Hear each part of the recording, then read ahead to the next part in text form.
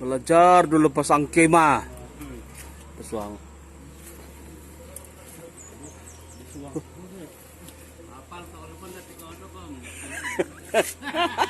Nah, ada besi di tengah-tengah pula nih. Tuh. Ini baru belajar ini pasang. Oke, tengok game ini setelah siap.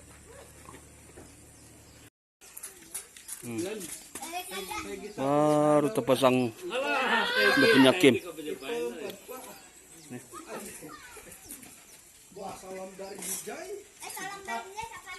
Angkat, angkat teh.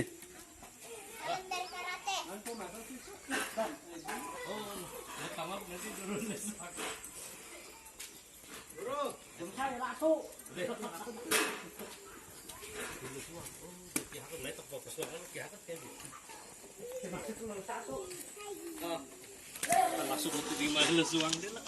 Pasang loh. Deh. Gini. Ya. Hindi. Tapi itu pak dahil na gumistan ako nga kumana ng ikatan. Tuwa di kipasya.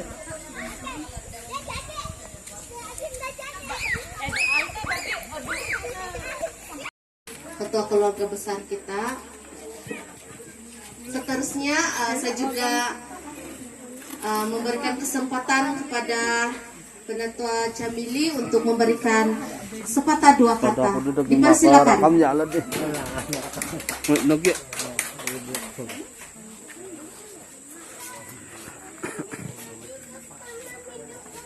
Terima kasih dan juru-juru. Selamat datang dan selamat bertemu dalam kasih Yesus Kristus, Tuhan dan Juru Selamat kita. Merasakan lagi selamat hari Natal, Mati Sanan. Semua keluarga yang sudah hadir bersama pada petang hari ini. Pertama sekali Tipidet beliau ko yalo na pinuna perubahan di keluarga takutnya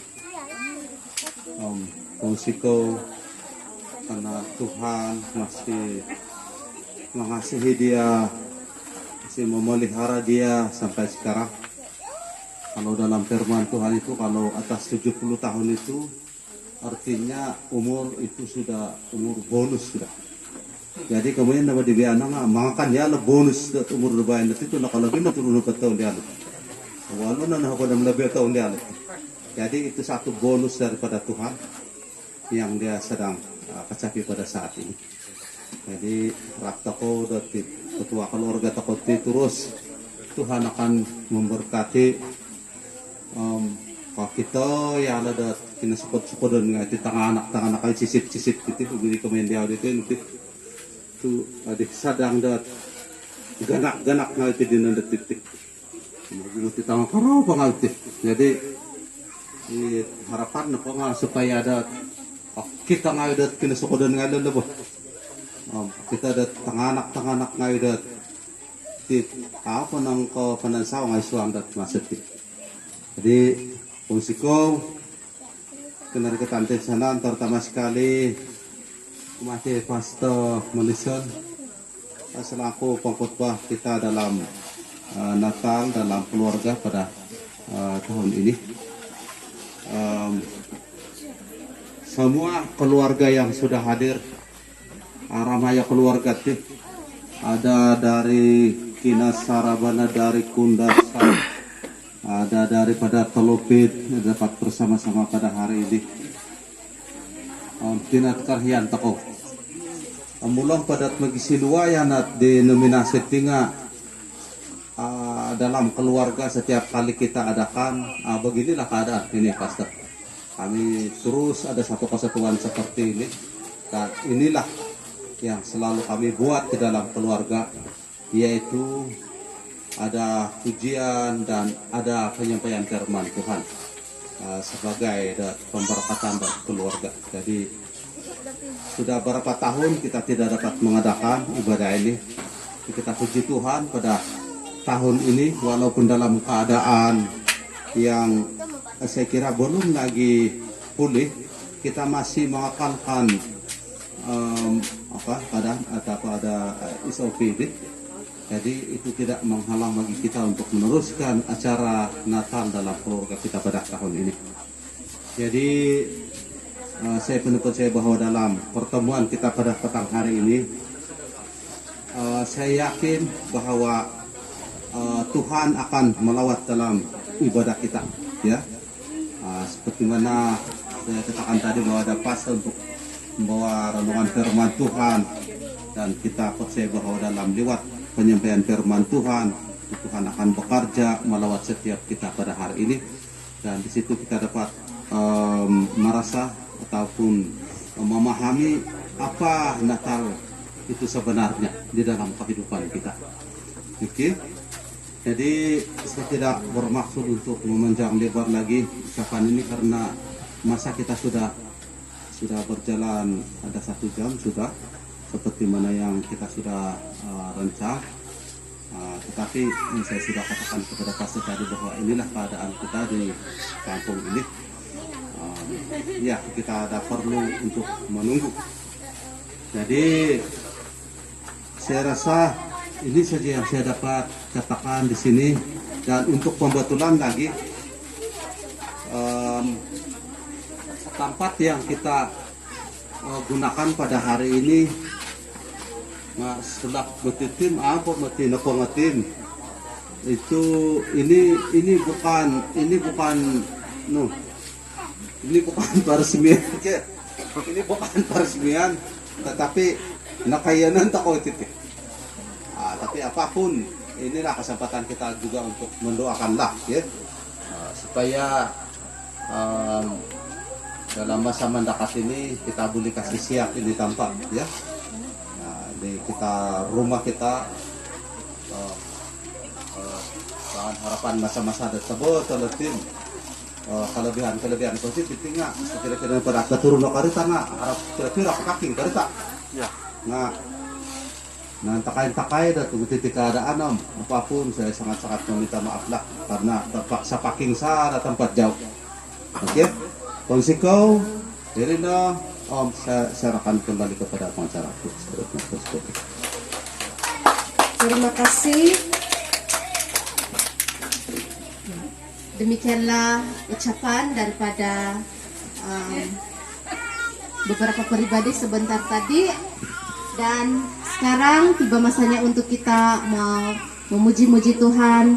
Kita mau merayakan hari kelahiran Sang Juru Selamat kita Yesus Kristus. Jadi masa dan tempat ini saya serahkan kepada pimpin pujian dan penyembahan.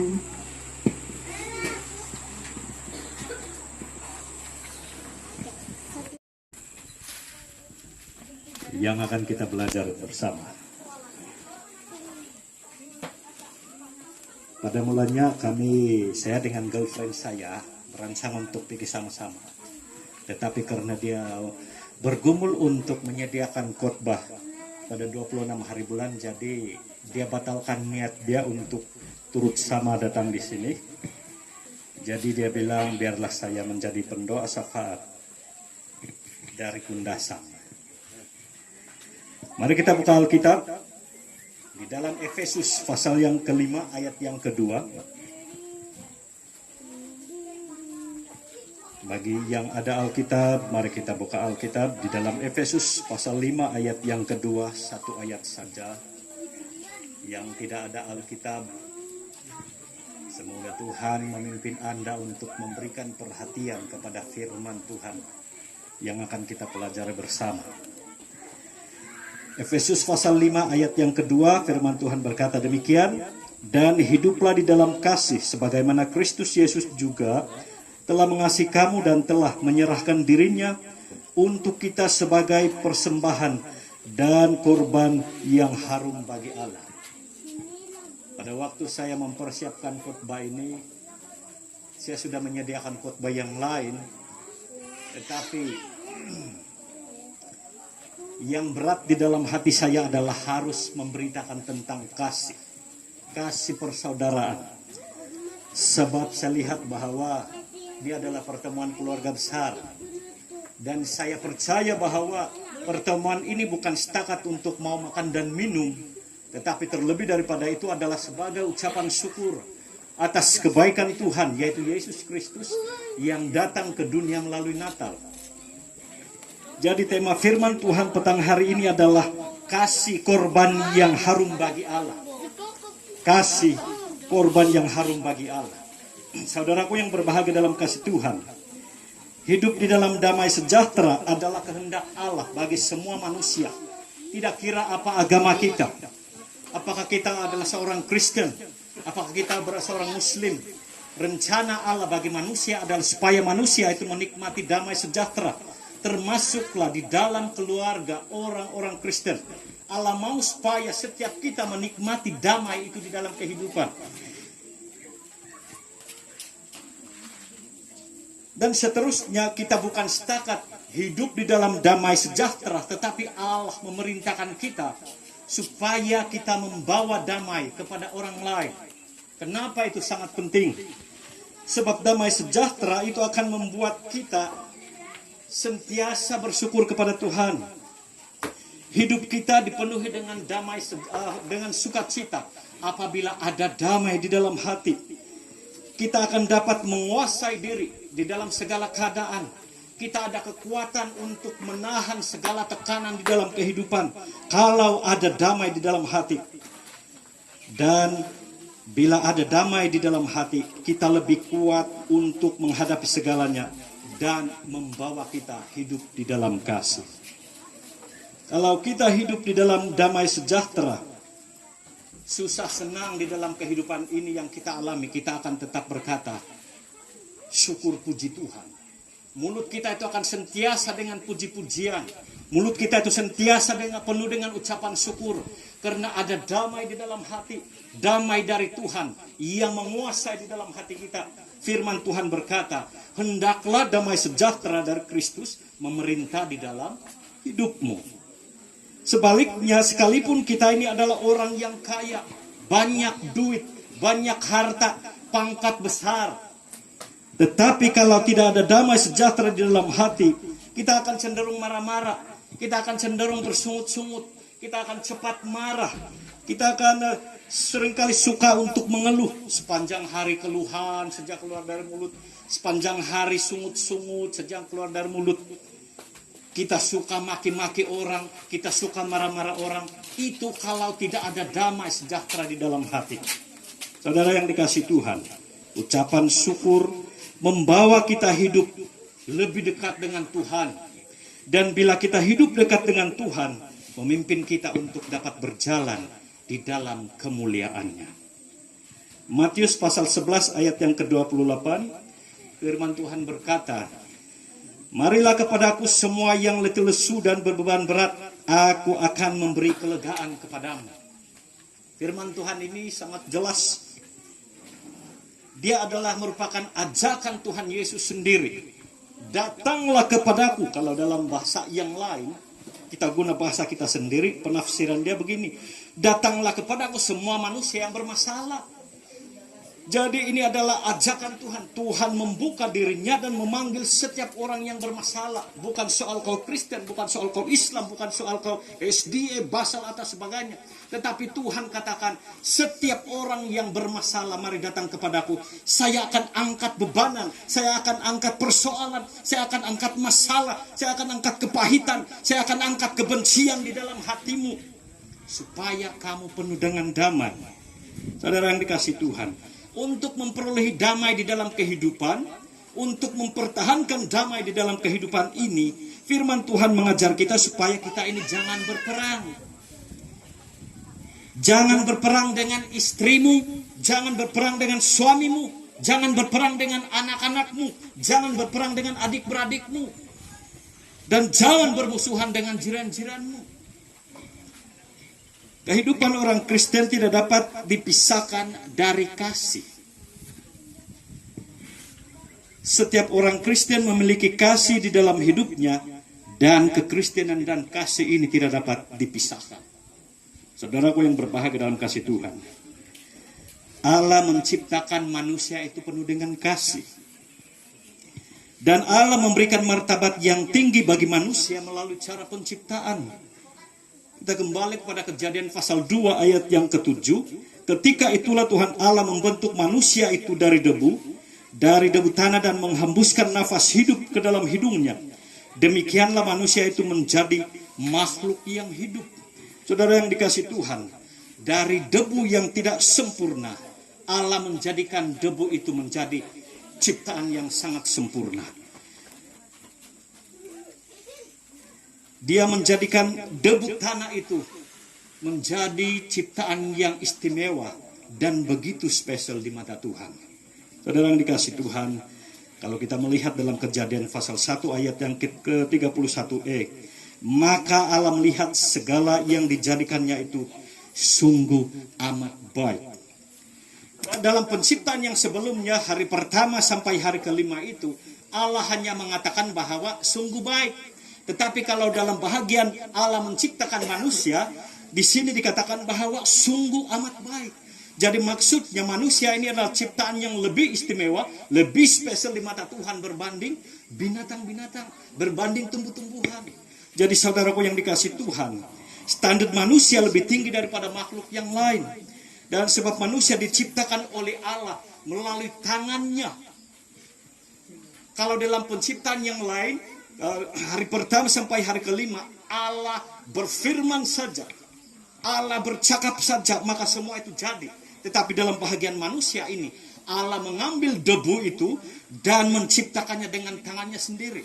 Sebab itu standar manusia istimewa di mata Tuhan. Dan dia ciptakan segambar dengannya, serupa. Copy paste Allah.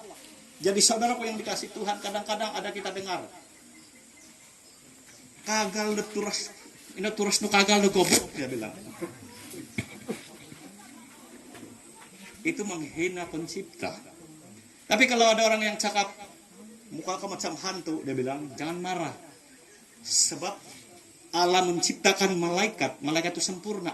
Iblis ini sebenarnya adalah malaikat yang jatuh, yang murtad. Jadi Allah menciptakan malaikat itu sempurna. Kalau sumandak itu ya dia cantik, kalau laki itu handsome.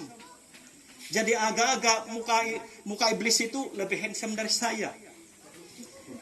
Jadi kalau ada orang yang cakap muka kau macam setan, dia bilang jangan marah. Sebab yang sering kali kita jumpa pada waktu malam itu penyamaran saja. Tetapi Allah menciptakan malaikat itu sempurna. Jadi saudaraku yang dikasihi Tuhan, kita diciptakan sama rupa dengan Allah. Bukti nyata kasih Allah itu sangat sempurna bagi kita.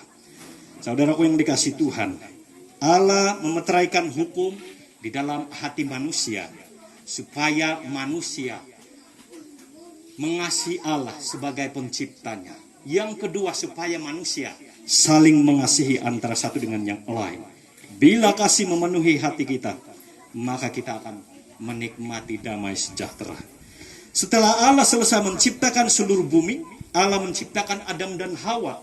Lalu Allah memberkati mereka sebagai pasangan suami istri. Itulah pernikahan yang pertama di atas muka bumi. Dan Allah menciptakan keluarga. Di dalam keluarga Allah memberikan tanggung jawab, yaitu satu pelayanan. Dan bermula di dalam keluarga, kita mempraktikkan kasih antara satu dengan yang lain. Saudaraku yang dikasihi Tuhan, kasih harus diamalkan bermula di dalam keluarga kita. Di dalam ayat pembacaan kita tadi, Efesus pasal 5 ayat yang kedua, dan hiduplah di dalam kasih sebagaimana Kristus Yesus juga telah mengasihi kamu dan telah menyerahkan dirinya untuk kita sebagai persembahan dan korban yang harum bagi Allah. Saudaraku yang dikasihi Tuhan, ayat ini memerintahkan kita untuk hidup di dalam kasih seperti mana Kristus mengasihi kita. Natal bukan setakat kita merayakan kelahiran Yesus, tetapi Natal itu menceritakan tentang kelahiran, tentang kasih Allah kepada dunia ini.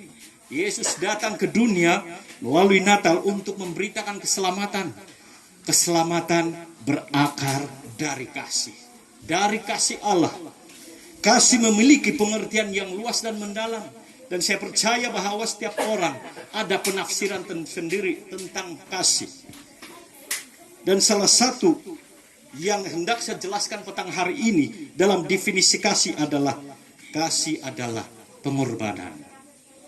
Seperti mana kasih Yesus, dia datang ke dunia untuk menyelamatkan manusia. Dan dia mengorbankan dirinya di atas kayu salib. Karena dia mengasihi kita supaya kita selamat. Dalam kasih harus ada pengorbanan seperti Yesus mengorbankan dirinya. Itulah kasih Kristus, kasih yang sempurna. Berkorban untuk orang yang mengasihi kita. Itu biasa. Seorang bapak bekerja keras, dia berusaha berkorban untuk anak-anaknya, untuk seisi keluarganya. Itu biasa. Sebab itu adalah tanggung jawab. Tetapi berkorban kepada orang yang membenci kita, berkorban untuk orang yang menolak kita, yang seringkali menyakiti kita, itu baru luar biasa. Dan itu adalah pelayanan. Kita berkorban untuk orang yang membenci kita, mengampuni orang yang membenci kita, memaafkan orang yang seringkali menyakiti kita. Itu adalah pengorbanan dan itu adalah pelayanan. Jadi saudaraku yang dikasihi Tuhan, mengampuni adalah bukti kita mengasihi. Mengasihi adalah korban yang harum bagi Allah. Di dalam 1 Yohanes 4 ayat yang ke-11, saudara-saudaraku yang kekasih, jikalau Allah sedemikian mengasihi kita, maka haruslah kita juga saling mengasihi. Sekali lagi firman Tuhan memerintahkan kita untuk saling mengasihi. Allah sangat mengasihi kita, maka kita juga harus mengasihi sesama kita. Dalam keluarga besar ini saya yakin bahwa pasti pernah terjadi perselisihan. Sebab itu kita tidak dapat elak, kita ini manusia biasa, penuh dengan kekurangan, keterbatasan. Tetapi kita kembali kepada firman Tuhan. Firman Tuhan memerintahkan kita untuk saling mengasihi, saling mengampuni. Jangan ada pertikaian di dalam keluarga. Jangan ada permusuhan di dalam keluarga, supaya iblis tidak akan mendapat kesempatan untuk menghancurkan keharmonian keluarga besar. Yohanes 21 ayat yang ke-15, ayat 16 sampai ayat yang ke-17. Firman Tuhan berkata, Yesus bertanya kepada Simon Petrus, Simon anak Yohanes, apakah engkau mengasihi aku? Sampai 3 kali Yesus bertanya kepada Simon Petrus. Sebagai jawaban, ketiga kali Petrus menyangkal Yesus. Jadi Yesus gunakan kembali ketiga kali dalam penyangkalan itu untuk bertanya. Akhirnya Petrus berkata, Tuhan engkau mengenal isi hatiku. Aku mengasihi engkau. Jadi saudara yang dikasihi Tuhan, di dalam 2 murid Yesus, ada 2 murid, dalam 12 murid Yesus ada 2 orang yang menyangkal. 1 Petrus dan 1 adalah Yudas. Dalam situasi ini, yang Tuhan Yesus mau adalah kembali kepadanya di dalam pertobatan.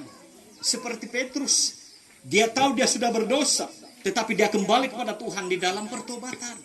Tetapi Yudas, dia sedih karena tindakannya, tetapi dia tidak bertobat dan lalu dia membunuh diri. Jadi dalam kehidupan kita sebagai orang percaya, sebagai manusia, memang kita ini tidak dapat mengelakkan diri daripada berbuat dosa, tetapi satu hal yang Tuhan minta, kita kembali kepadanya dalam pertobatan. Dari pertanyaannya di sini adalah, apakah Anda mengasihi Tuhan? Kalau Anda mengasihi Tuhan, berapa peratus? Apakah Anda mengasihi keluargamu? Kalau Anda mengasihi keluargamu, berapa peratus? Kita merayakan Natal sebagai ucapan syukur kerana Juru Selamat manusia telah datang ke dunia. Jadi saudara yang dikasihi Tuhan, Tuhan mau supaya kita membuka hati kita untuk sambutan Natal tahun ini. Izinkan Kristus lahir di dalam hati kita, memulihkan hati kita yang sudah kehilangan kasih. Kalau selama ini kasih itu sudah hilang di dalam diri kita karena kebencian, mungkin ada orang yang menindas kita, Mungkin ada orang yang membenci kita. Mungkin ada di dalam keluarga yang menolak kita. Izinkan hatimu, buka hatimu dan izinkan Kristus lahir kembali dalam hatimu dan memulihkan kasih yang telah hilang. Supaya kita mampu mengasihi Allah dan mengasihi semua orang. Untuk mewujudkan damai sejahtera dan kebahagiaan keluarga. Suami atau istri yang curang, biarlah insaf dari gaya hidup yang salah di mata Tuhan. Suami istri yang ada perselisihan, selesaikanlah dengan baik dan berdamailah. Adik-beradik yang ada perselisihan, berdamailah dan selesaikanlah di hadapan Tuhan. Ibu bapak dan anak-anak yang ada perselisihan selama ini, maka ini adalah waktunya untuk menyelesaikan semuanya itu. Saudara seiman yang pernah ada perselisihan, berdamailah pada waktu ini. Di dalam Yakobus pasal yang kelima ayat yang ke-16, poin terakhir. Karena itu hendaklah kamu saling mengakui dosamu dan saling mendoakan supaya kamu sembuh. Doa orang yang benar bila dengan yakin didoakan sangat besar kuasanya. Firman Tuhan ini katakan bahwa untuk mengalami damai sejahtera kita harus saling mengakui kesalahan kita. Dan kita harus saling mendoakan supaya kita mengalami kesembuhan. Supaya kepahitan di dalam hati disembuhkan oleh Tuhan. Duri-duri kepahitan yang tertusuk di dalam hati, yang mungkin sudah bertahun-tahun, waktunya Tuhan mau mencabutnya. Waktunya Tuhan untuk mau menghapuskan nana-nana yang ada di dalam hati. Dan waktunya Tuhan mau menyembuhkan segala luka-luka. Jangan biarkan konflik menghancurkan damai sejahtera di dalam persaudaraan, di dalam keluarga besar ini. Saudaraku yang dikasihi Tuhan, untuk menikmati damai sejahtera di dalam kehidupan, kita harus dekat dengan Tuhan. Pertama, berdamai dengan Tuhan dahulu dan berdamai dengan sesama. Maka kita akan menikmati damai sejahtera yang luar biasa. Haleluya. Firman Tuhan berhenti sampai di sini. Mari kita menaikkan lagu terakhir tadi. Ambu is untuk sedang baiknya. Ya, jadi ES generation maksudnya kita semua generasi mereka, daripada mereka lah. Baiklah, bagi sebagai tanda terima kasih daripada ES generation, dipersilakan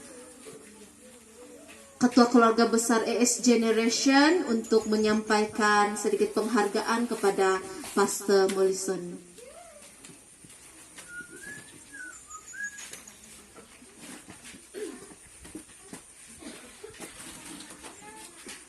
Dipersilakan Pastor untuk menerima sedikit cendera hati yang tidak seberapa. Kiranya Tuhan terus memberkati Pastor dalam pelayanan dan dalam keluarga, bahkan dalam segala aspek kehidupan. Tuhan Yesus memberkati. Terima kasih sekali lagi. Terima kasih Pak.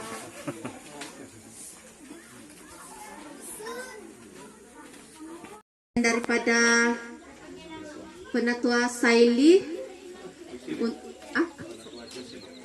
minta maaf, Penatua Jusili, untuk membawa kita di dalam doa penangguhan untuk kebaktian kesyukuran. Selepas ini kita masih ada acara, jadi jangan kemana-mana, oke?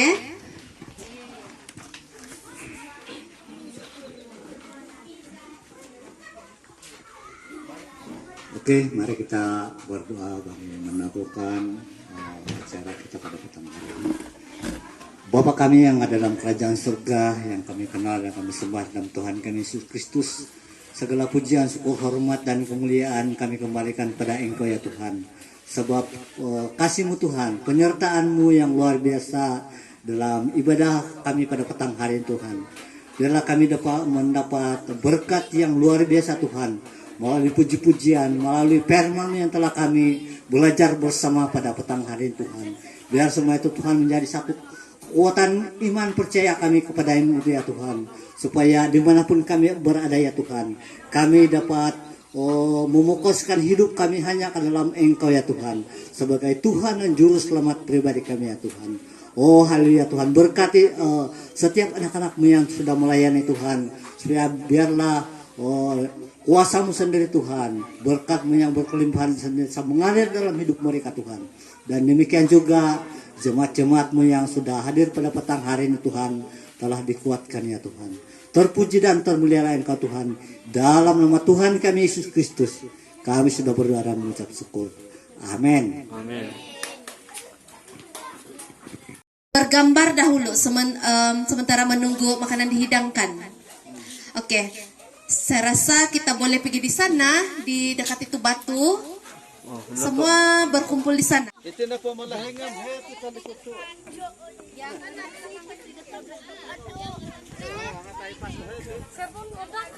Pasta, ito kakak, kanangan.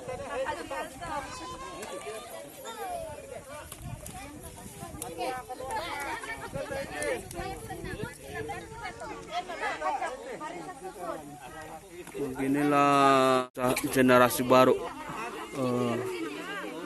keluarga ES, dan memang banyak lagi yang tidak ada di sini ini pada hari ini, hanya sebahagian saja.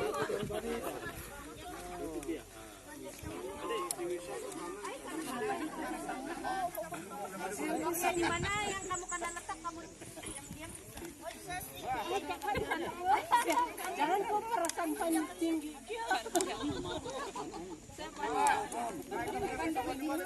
Perasaan tinggi.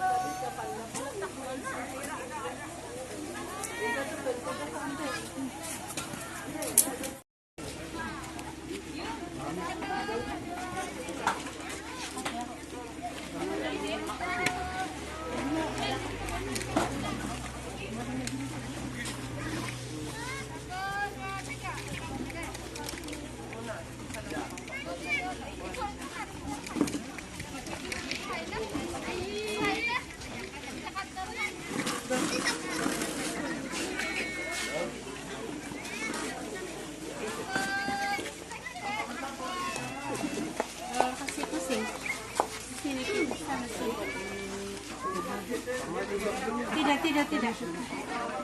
Sana sih.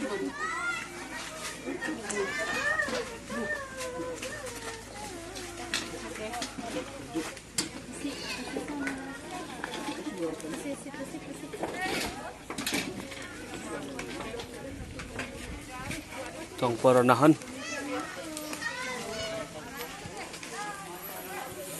Ini dia padi sawah sama padi bukit.